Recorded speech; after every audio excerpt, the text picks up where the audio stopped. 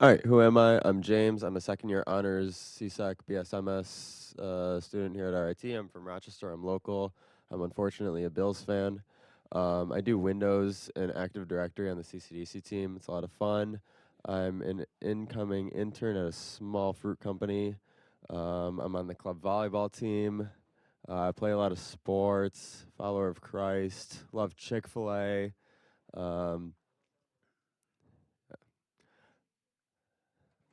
Hi, I'm Asa. I'm a fourth year CSEC student.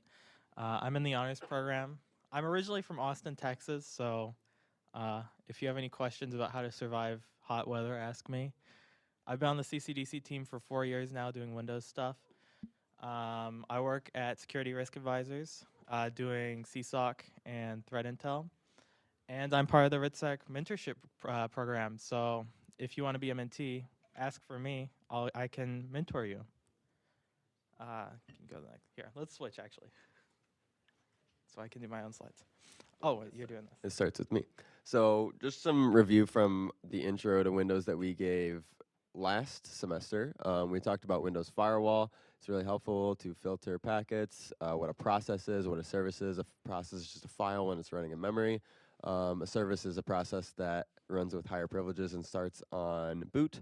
And then sysinternal is a really helpful suite of tools that is maintained by Microsoft for lots of things that are really helpful for us. So let's get started with the file system. Most of the time, when you just make a Windows image, you're going to be using NTFS, New Technology File System.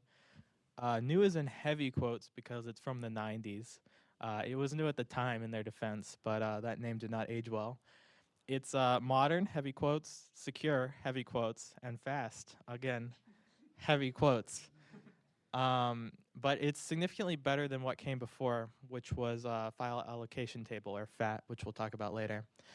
Every drive in Windows, no matter what type of file system it has on it, will be assigned a letter.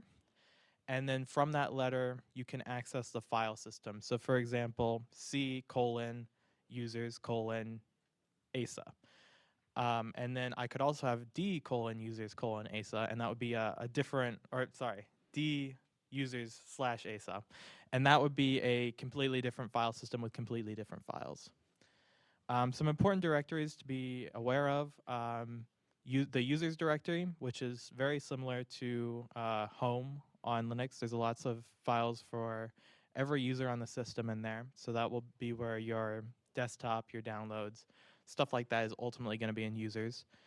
System32, lots of operating system files. So if you are looking for an executable that the operating system uses, pretty good chance it's in System32.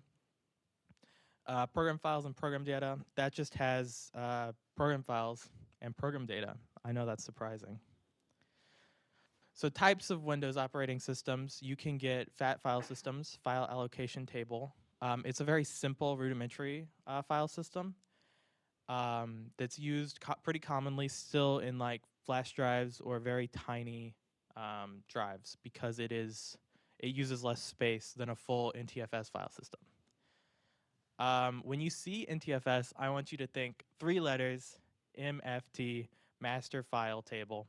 That's where all file metadata is stored in like the directory structure. Well, there's some exceptions to that, but generally that's how it works. There's no realistic limitations on the size of files or the size of the drive. There are some upper bounds, but they're kind of ridiculous, and you probably won't run into them. NTFS has built-in ACLs, access control lists, which is a very nice feature. And then you can also have alternate data streams, ADS, so you can hide files within files. Boot in Windows happens mostly, well, it used to happen using legacy BIOS things like MBR and GPT. Now it happens mostly with UEFI. So there will be a boot partition at the beginning of the drive, which tells the operating system how to load. And then we're slowly moving towards ReFS, Resilient File System. It used to not be used that much because you could not boot from a ReFS drive. Allegedly, it's now possible, so we might start seeing more ReFS. The main difference between REFS and NTFS is that REFS has automated error correction, and it can generally tolerate a little bit more abuse than NTFS. Moving on to ACLs. An ACL is an access control list. It just specifies what rights a certain user or a certain group has to a file. So how it can be modified, how it can be read, how metadata can be changed, stuff like that. So here is an example of one. As you can see, we're editing it for one specific, actually that's a group, and you can set whether this group has access to do any of these things. You can allow or deny. You can also audit, oh, did I bump the mic switch there? You can also audit, which means you will save a record of whether someone attempted to access a file and whether that attempt was successful or if it was rejected. And then most objects on Windows have some form of ACL. So like services have ACLs, files have ACLs. There's just ACLs everywhere. So keep that in mind. If you're a blue teamer, if you can't access something, red team probably changed an ACL somewhere to deny you access to that. Ooh, my favorite part, the registry.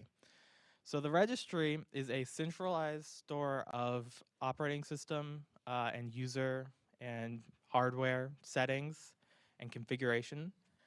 It's stored in things called hives, which are files on the disk, but they're like compact stores of these settings.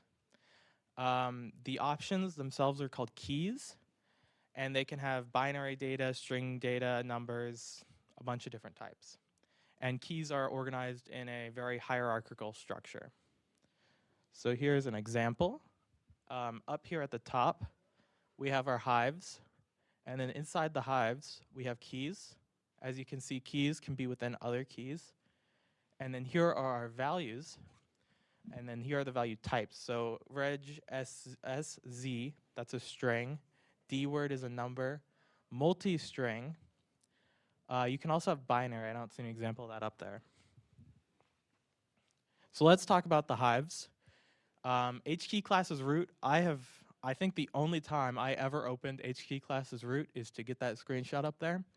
It stores associations between file extensions and the program used to open them.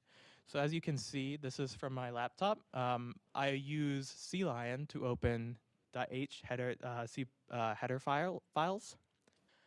So that's an association that my operating system will know, and it will always use CLion to open those types of files. Oop. There we go. HKey current user. This is configuration information on the current user. So your preferences, your devices all get stored in your HKey current user registry. It's actually under the hood a link to as I wrote there, HLay users, or HKey users as it should be. And there's lots of interesting stuff in there, like all the software you have installed, all your printers, all your settings. HKey local machine is the really juicy one. This is configuration information on the whole system. It has a lot of stuff for hardware, lots of stuff for Windows itself is in HKey local machine. And if you're looking for something, there's a pretty good chance it's in HKey local machine, just because that's where all the important stuff is in general. There's some cool stuff in HKey current user, but yeah, I would start there.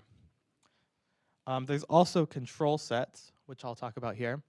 Control sets contain most of the operating system settings.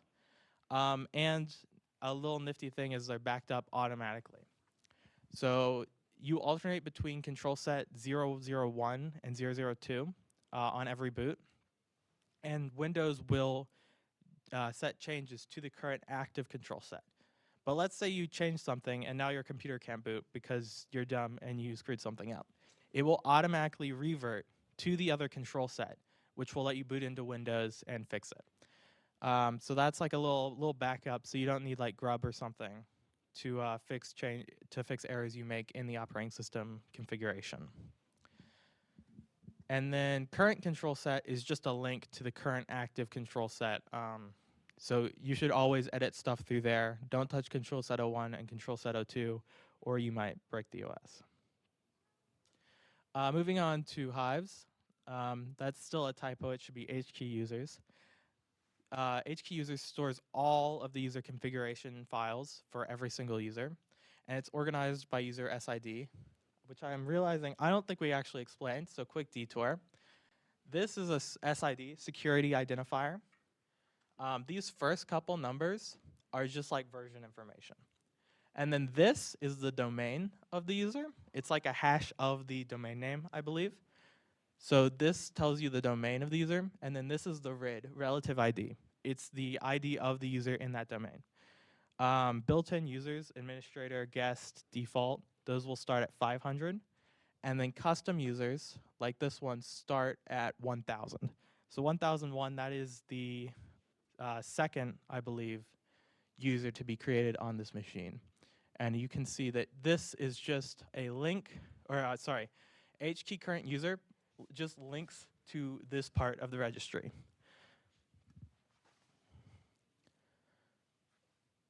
How do I always miss that? There we go. And then HKey current config, that's just a link to parts of HKLM, or HKey local machine. So I believe it links to hardware and software configuration files in there. All right, let's get into some of the architecture for Windows. I'm sure many of you, if you've taken 140, you've seen this diagram of the different rings. Is my mic working correct? It's just, it feels weird.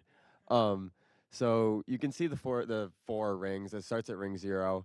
You see, you have a little CrowdStrike logo up here. If something crashes in ring 0, this is like important to understanding why CrowdStrike happened. CrowdStrike, Falcon, and many other AV software is going to run at ring 0 because you're going to get the most information, the most accurate information, the quickest information when you're running at ring 0, right? Your general software that you're using every day, VMware, Word, stuff like that, that's not going to run at ring 0. That's going to run at ring 3 because you don't want everything running at ring 0 because when it crashes, you're going to get a blue screen of death. And we saw that on that day. So that's something important to understand when you're programming stuff that's going to run at ring 0. It's kind of important to get it right. We all interact in ring 3, which is the farthest away from the kernel. Processes and threads, limited resources. There's still an API to query information from the kernel, but it's not as accurate as if you're in the kernel itself. In between there's a bunch of drivers. They're restricted a little bit, but they're not as restricted as if you were in user land. Lots of different drivers for different software, hardware. Like we said earlier, being in kernel land is awesome and useful and great if you're antivirus software, but it's really hard to program in and can make it really difficult. And it's, you're going to break the system if you don't do it right.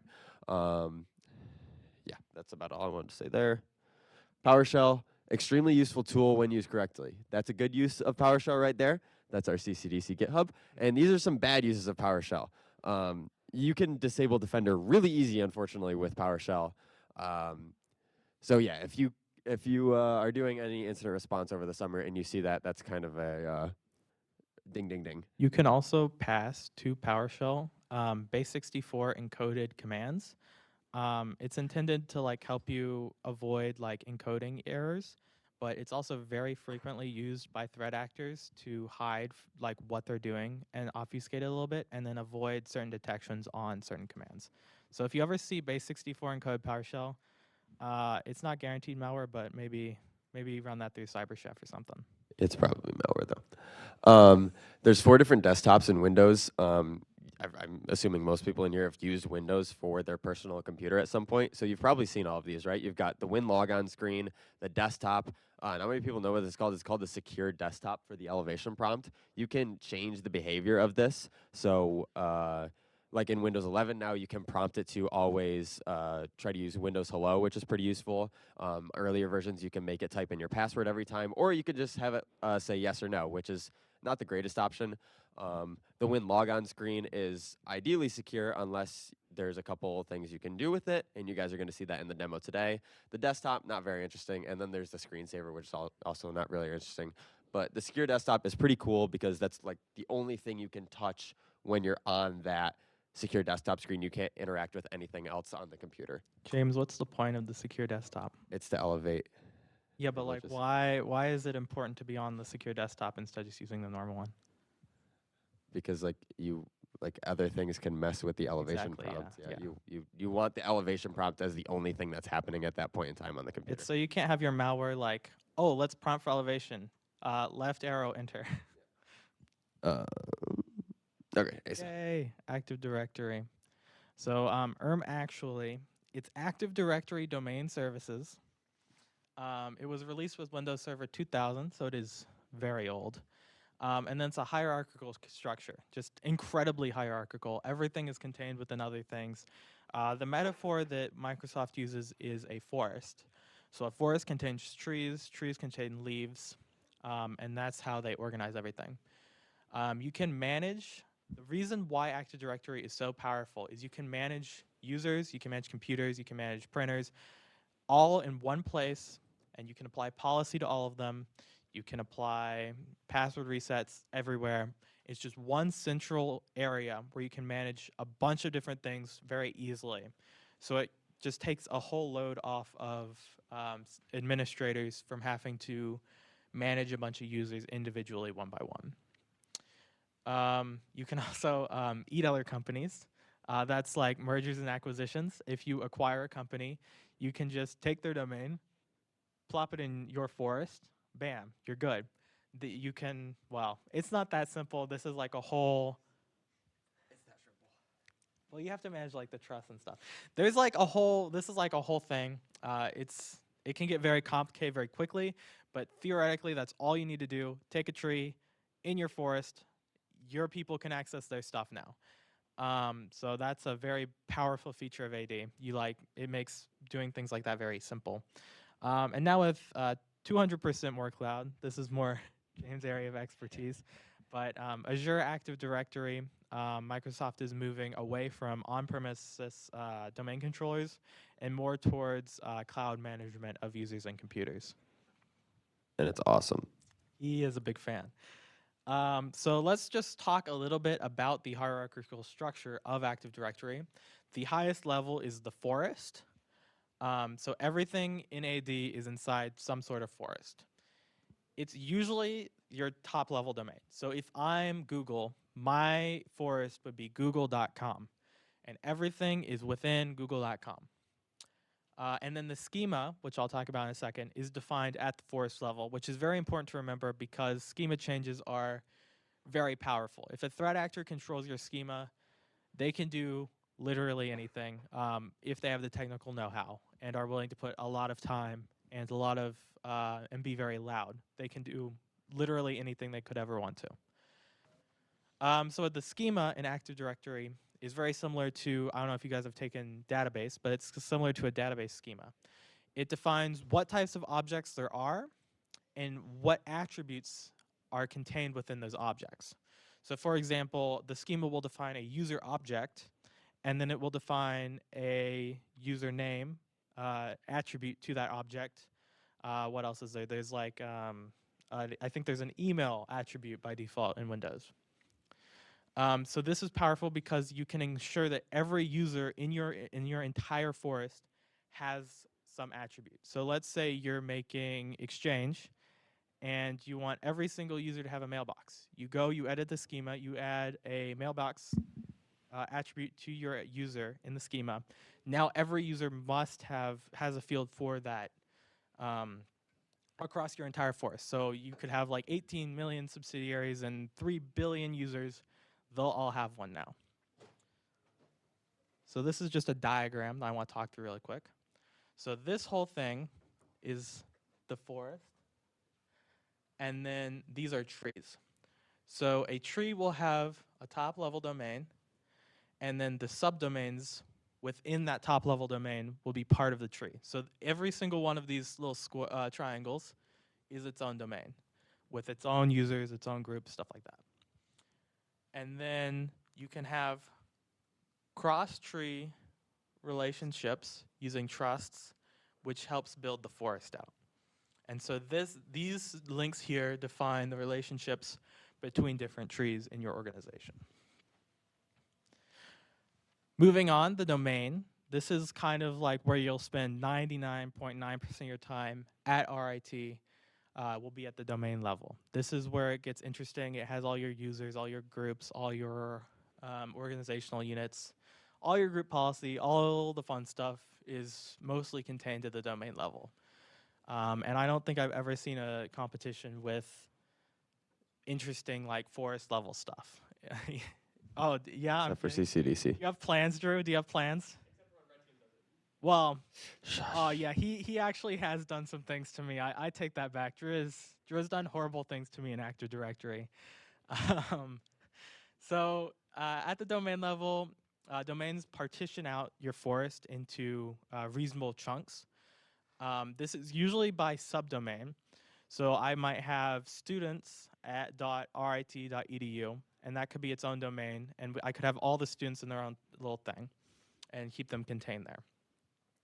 Users and groups are defined at the domain level, and then authentication and authorization happen within the domain. There's like cross-forest and cross-domain things you can do, but in general, stuff happens at the domain controller for authentication and authorization. An organizational unit is contained within a domain and is just another further subdivision of the users, groups, computers inside that domain. And then groups are used to define permissions. Oh, yeah, sorry. Organizational user units are used to apply policies, so mainly group policy, which we'll talk about in a second. And then groups are used to define permissions, so what users in that group can access. And then sites are something I don't know a ton about, but you might want to look up. They're mostly intended for physical locations.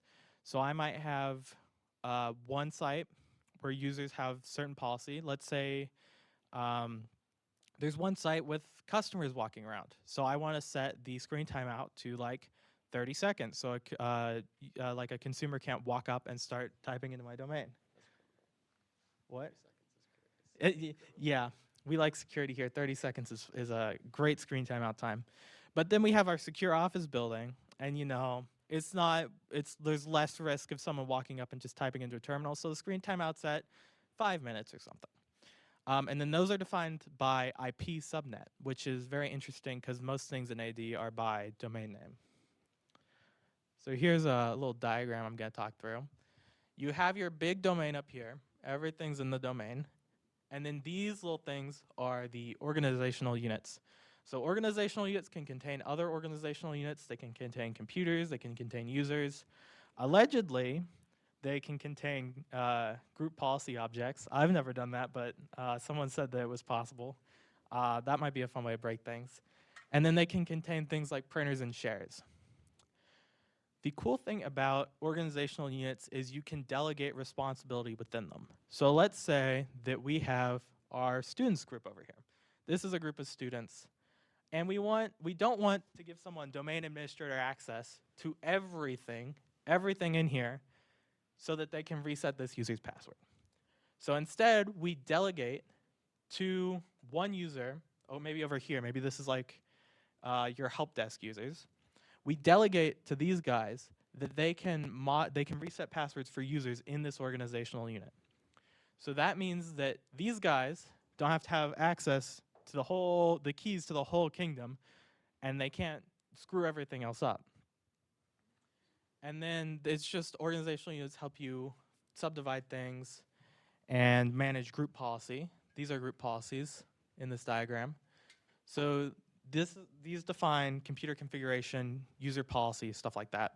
And they apply hierarchically to the tree. So I could attach a group policy here and it would apply to this computer, this computer, this computer, this computer.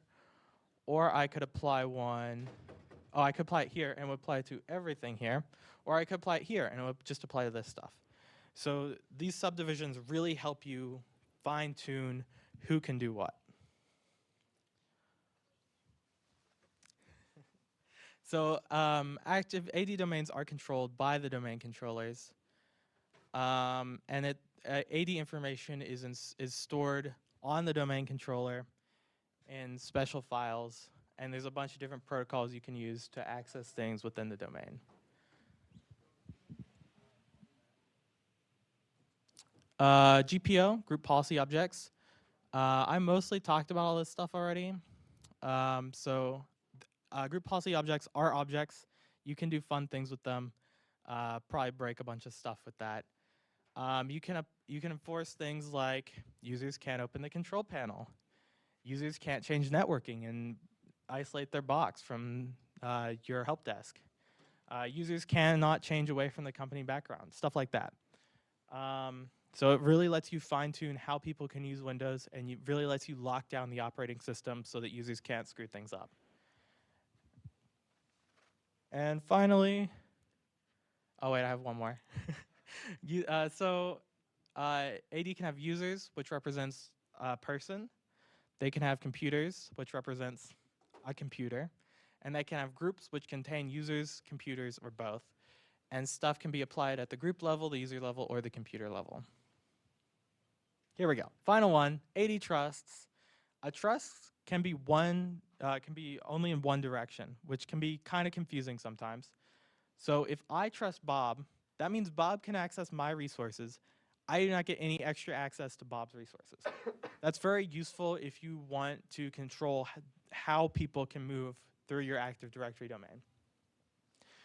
Trusts are transitive, which means if A trusts B and B trusts C, then A trusts C. You can have cross-forest trusts between two forests, or you can have intra-forest trusts between different domains within a forest.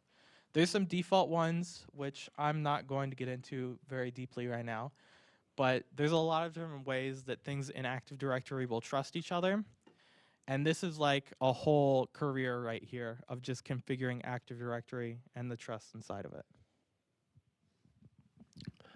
All right, so that's a bit on AD, and we're going to see some more AD stuff when we're talking about authentication. So authentication is pretty important. Verifying you are who you say you are, and then authorization comes after that, where you're given the permissions you want to. So in Windows, auth happens mainly with the local security authority. LSA is an authentication model, and it is, almost too configurable. LSA basically takes your credentials, hashes them, and presents them to the SAM database. And the SAM database is where your credentials are actually stored in Windows. To log in, you present your creds. This is done on the Win Logon desktop or the Secure desktop, which we talked about earlier. LSA actually sits in the LSAS process. So if you just go into PowerShell on your computer and type git tag process, you're going to see lsas.exe running. That's the authentication process that is actually verifying you are who you are. Once you've authed with LSAS, you're going to get a token. There's two types of tokens, a primary token or impersonation token. That is exactly what it sounds like. You are impersonating like someone else, basically. Lots of different impersonation tokens, and there's lots of different tokens in general to give you certain types of privileges, and they'll all have very specific privileges associated with them. Do we have any red teamers in here? Anyone interested in red team? If you're interested in red team, go look at LSAS. It's very fun. And there's a really cool tool if you did the Intro to Windows demos from last semester. They're down now, but you could probably talk to Dan if you still want to do them. The hard demo was using Mimikatz, which actually goes and looks at LSAS's memory that's running in RAM, and you are able to extract the hashes of passwords of users from that process. So pretty cool. You should go do that demo if you haven't already. And there's a couple types of authentication in Windows. The first one is NTLM, was released with new technology. It's new, and it's challenge response-based authentication. It can be used in a domain environment with a domain controller. This is a little diagram of how it works. You send the challenge response to the application server, and it replies, and yada, yada, yada. But it's not great because a good portion of this is in plain text. So what NTLM can still be used for is local authentication, right? Because everything's happening within your box. And so like nothing's getting sent out. There's no network traffic going on, right? So you could just send that over your box and it'll work fine. But over a network, it won't really work. Yeah, this is old. This was released in 1993. It's even older than Anthony, believe it or not. So MIT developed Kerberos. Kerberos is used in a domain environment. It's better. Still not great because it's vulnerable to certain attacks like golden ticket attacks. So Kerberos is intended to replace NTLM because NTLM kind of sucks. There's lots of vulnerabilities with it, and it's generally not that strong. I believe NTLM hashes. I don't remember the exact technical details, but they are quite easy to crack if you know what you're doing. Can you go to the next slide? So Kerberos tickets handle both authentication and authorization. So they verify both who you are and that you have access to the resource that you're trying to access. So Kerberos will have a KDC, Key Distribution Center, which in most cases will be the domain controller. The KDC has the authentication service, or AS, and the ticket granting service, TGS. And so you go to the authentication service. Actually, there's probably a diagram on the next slide. Hang on. Yes, here we go. So you over here, you request a TGT, ticket granting ticket. I'm going to say ticket many times. I'm sorry. So the authentication service will return your ticket granting ticket and a session key after authenticating you are who you say you are. So then you request a ticket, which the ticket that it returns, I should probably explain what a ticket granting ticket and a ticket are. So a ticket is authentication and authorization to a specific resource. So let's say I'm trying to access a network share in an Active Directory environment. I would need a ticket to do that. I would present my ticket to the resource server, which in this case is like a file server somewhere. To get a ticket, I need a ticket granting ticket, which verifies who I am and what I have access to. So first, to get my ticket granting ticket, I would request one from the Key Distribution Center, which in most cases will be my domain controller. I will then request the ticket using my ticket granting ticket, and then it will return the ticket, which I then send to the resource server. And then everything in here is handled with encrypted blobs, which only the KDC and the resource server can decrypt. So the KDC will send you an encrypted blob. You can't see what's in that. You can just send it on to where it's supposed to go. So you can't modify it. You can't change it. You can't even see what it gave you. You can just forward it on to whoever should have it. So this allows for centralized management without the resource server having to talk a whole bunch to the key distribution center, which just makes this more scalable and more efficient for large environments. Oh, that's all you. Can you guys hear me? There we go. So now we're going to talk about, for a while, programming in Windows. Programming in Windows is fun sometimes, and sometimes it's not. There's a lot of options to program in Windows. You can use C++, C#, PowerShell. Those are all pretty native. You can also use stuff where you're going to like import an interpreter like Python, Java, Go, Rust, a lot of things. But these are kind of the in my opinion, better options for programming in Windows because they're going to be more native and they're going to have more APIs, and we're going to look into some of them. We're not going to talk about PowerShell as much. We talked a lot about PowerShell in Intro to Windows, so look at that presentation if you want to learn more. We're going to more talk about C++ and C#. So just about everything you're going to do when programming in C and C++, you're going to use the Win API. It's interesting to say the least. There are some pros and there are some cons. The Win API is very informative and tells you a lot. It's lightweight, it's fast, it's built well, and it's documented very well. We're going to look at that in a sec. But oh my gosh, it's difficult to use sometimes. Some calls have like 10 parameters just because they want to. It's really frustrating sometimes, and you are very in charge of managing memory. So if you screwed up, that's a bad thing, right? Because that's why we have jobs, is because people are bad at programming in languages like C++. Some Win API basics, most API calls will end in an A versus a W. This just determines the length of a character, or sorry, a character. Um, and you'll just have to, there's like a call to change a string to a wide string. Some common calls you see here: load library, get proc address, WSA startup, that's used for networking stuff, create process, that's used to create a process, load library is used to load DLLs. We're going to talk about more of these in a sec. Some of this is what Microsoft Learn looks like. It is the greatest resource ever. You will use it a lot in 201 if you take that, or just if you're programming with Windows and C++ at all. So this is load library. Just wanted to talk about this a little bit. It's pretty cool. It's very important and used a lot because you're going to have to load libraries to use these API calls, right? And if you don't know the exact location of a DLL on Windows, Windows will search for you. There is a search order that is here. This is well known by everyone.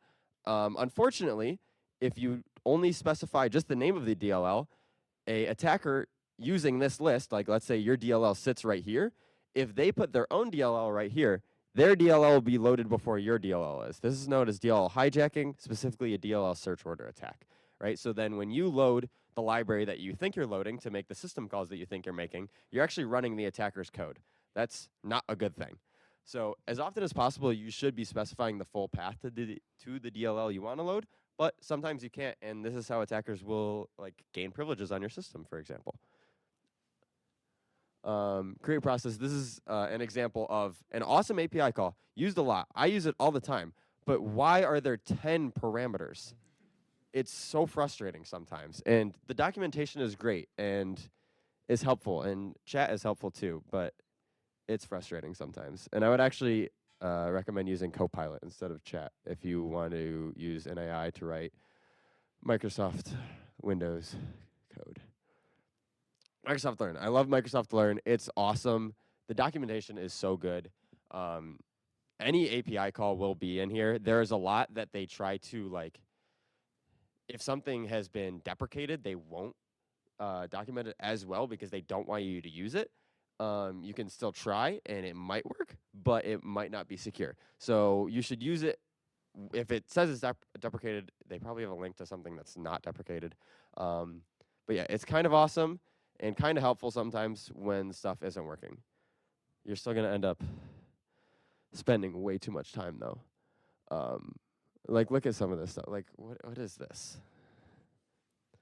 Can anyone tell me off the top of their head, just if you were just looking at that, what MBSTOWCS_S stands for? Like, you can't. That is frustrating. I got this. Something MBS2. It's something to wide string secure. Oh. Yeah, and like that is like for starting a is service. It bytes to wide string? Yeah, it's bytes to wide string. That is to like to send something over a net or just to make a network connection. It can be frustrating, but if you get good at it and you spend time, it can be very rewarding because you're going to be doing exactly what you need. It takes up minimal memory because it's very specific, and it can be very rewarding once you get it right, but it can take a long time. On the other hand, there's C#. C# is Microsoft's just-in-time compiled language. It's kind of like their version of Java. If you ever use Java, it uses the JVM. If you ever actually like not just ran it in VS Code and like actually wrote in Java code, took it to another file system, compiled it and ran it, you're compiling it just in time for it to be ran. That's what C# is. It's going to rely on the .NET framework, which is used a lot for stuff like PowerShell, Visual Basic. It is basically just a big collection of stuff that developers can use to write Microsoft Windows code. It's super useful. The pros for C#, it's got garbage collection like Java, right? So you don't need to worry about your memory as much, which is super helpful and eliminates a good amount of vulnerabilities. And it's easier to use, right? We're not going to have that thing before like we saw with 10 parameters per API call. And it's still a .exe file, so it's not like like if you're using Java, a .java file, which isn't as intuitive for a end user to understand. It's still a .exe, so they still like think it's still just a program, even though it's compiled just in time. Some cons though, it's not as intricate, right? You're going to be using more memory. It's not like you're doing exactly what you want to do. Sometimes you're going to have calls and API calls that aren't exactly what you need, but that's the only thing that's available to you. It's still useful, but it's not as low level as the Win API, which is really useful sometimes. It relies on .NET framework designed for building Windows applications. This is the just-in-time compiler we were talking about earlier, the Common Language Runtime, and yeah, the .NET code is compiled with this into MSIL files. I don't know that much about it. I use C++ most of the time. Yeah, it's a just-in-time compiler. This is useful to know, just like the difference between just-in-time and a compiled language for like stuff like interviews, because it's important to know, and it's important for like reversing and stuff. Yeah, it's kind of cool. As you can see, compared to what we saw earlier, it's like way easier to do something as simple as create a process with C#, and it looks like English. So you don't have to get good at documenting just to be able to use it. So yeah, you can, this is a benefit because it's simpler and easier to use out of the box probably. But the Win API definitely covers more bases, and in my opinion, that's what I prefer to use for Windows development. You can also have memory leaks, which is fun. Yeah. Oh, okay. We're gonna skip over that. So inter-process communication and pipes. So this is how, if you want two processes that you have to talk to each other, you're gonna use pipes and IPCs. So it's basically a shared section of memory that both of the process can write to, and they will access that. So in 120, 123, 124, 127. You do this in Java with the, oh my gosh, it's like the baker deli. Like you have to, you know what I'm talking about? Where there's like a baker and like you have to like make it and then they like grab it. It's like resource locks. You don't you do it in C, but this is what it is in Windows. They can be one way or duplex. They can be named or unnamed. But basically, this is how processes are able to communicate with each other, and it's pretty important. So that's what CrowdStrike was doing a little update to when their thing crashed, because this is important to monitor for security. Because if processes are able to talk to each other when they shouldn't be able to talk to, that's bad. There can be multiple named pipes as long as you have the right pointer to it. Yeah, that's about We all. have legendary beef with CrowdStrike. Yeah. Defender's better. Oh, WMI, Windows Management Instrumentation. If there is one thing that I could like fully understand, and it would like massively improve my blue teaming, it would be this. Because there's a bunch of random stuff in here the red team can use to just like, oh, I want to create a service on your box. I'm just gonna go do that through WMI. That's how PS exec works. It drops stuff in the admin share, which is a default file share on Windows, and then it uses that to create a service, which is crazy. So crazy powerful, kind of crazy obscure sometimes. You can just pull random stuff out of there and it just kind of works. And it's like, how did no one think about the security implications of this?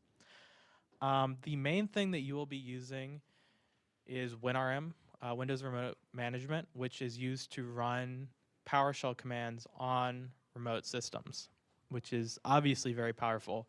You do need credentials to do that, thankfully, but if you've ever used Ansible on Windows, that's most likely what you are using to do it. Queries to WMI are very similar to SQL, if you've ever used that. And then you can do commands sort of like this. So you can use WMIC, use credentials, and then the area and your query. So for example, you can get, you can use WMIC to create a process which is calc. That'll just pop calc on the target system. Defender. So we're gonna yap about Defender for a little bit. We've been talking about a bunch of stuff that's interesting in Windows, but none of the security stuff. So Defender is obviously Microsoft's built-in security and antivirus and kind of everything that comes with Windows. Unfortunately, it's easy to turn off, as I showed before. And regular old Defender for your laptop is great.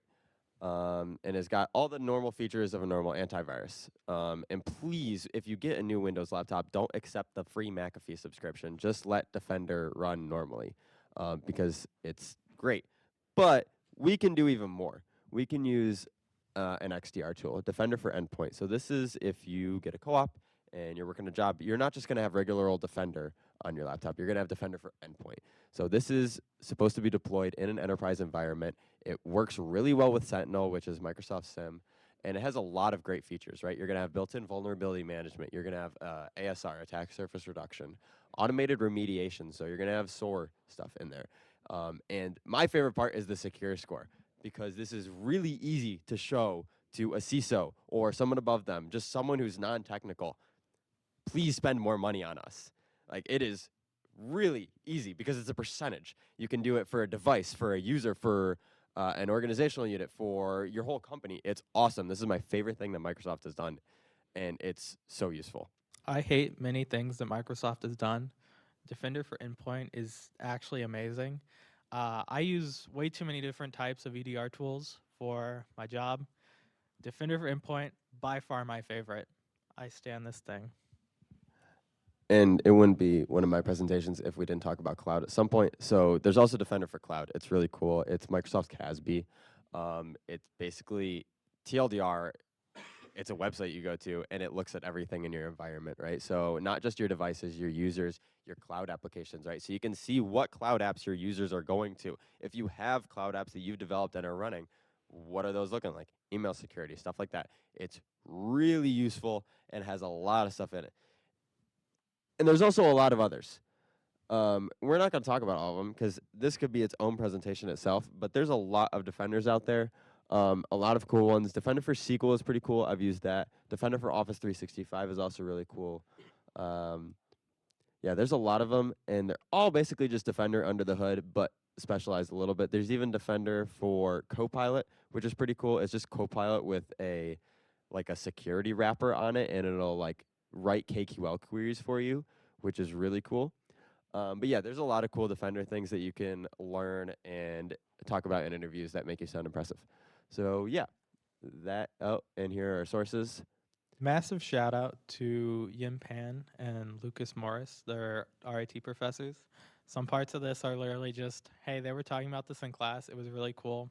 And I wrote it all down and then put it on the slides. So if you want to learn more about Windows, definitely take Advanced Forensics or I think Audit. And we forgot to put a question slide at the end of this, but if anyone has any questions, feel free to ask. Please ask questions. I know way too much about Windows. Yeah, Drew Young. The best domain is the one you have with you. Next question. Yeah. 0. Yes, Max. Why Windows? Because it's user friendly. Yeah, Drew. And Active Directory is really cool. Specifically, Entra ID is really cool. That is the one place where I admit that Windows does kind of beat Apple. Apple doesn't have that central IAM server that you can. Someone clip that. Send it to me. Let's get this man Apple fired. doesn't have Let's that get this man central fired. IAM server that you can just spin up. Entra ID is a really cool product and very useful in an enterprise environment for managing all your users and managing what they have access to and making sure they can't do a lot of stuff. Yeah, Drew. So the Kerberos ticket granting ticket account. Actually, that's a DC thing. You want to handle it? No. Okay. Oh shit. Okay, so it's used to control the Kerberos ticket granting ticket server, which is on the DC. So that is basically the keys to the kingdom. If you control the Kerberos ticket granting ticket account, then you can just issue ticket granting tickets for anything you might want to. So basically, you own everything. That's basically like if you have a drawbridge and then you get the password of the guard who controls the drawbridge. That's basically what that is. Yeah. I think I just explained pretty clearly that how it could be explained offensively. If you get that password hash, you just own everything. You can issue tickets to whatever you want. You can log into anything. Oh yeah, Leah. Oh sorry, no. Yes. Yeah, we've said tickets a few Ticket, ticket, times. ticket, ticket.